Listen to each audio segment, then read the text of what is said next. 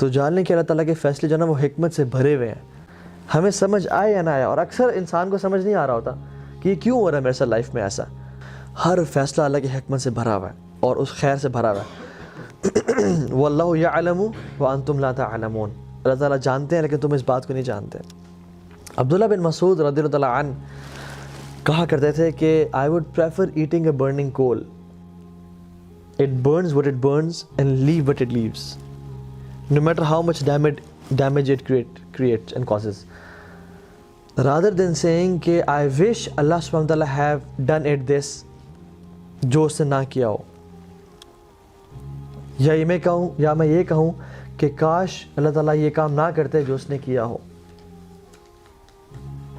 سبحان اللہ. He said کہ ان کلمات کہنے سے بہتر ہے میں کول کھا لوں گا جلتا ہوا کہ یہ کہوں کہ کاش اللہ تعالیٰ ایسا نہ کرتے جو اللہ تعالیٰ نے کیا ہو، یا اللہ تعالیٰ نے کوئی کام نہ کیا ہو تو میں کہوں کہ کاش اللہ تعالیٰ یہ کام کر دیتے.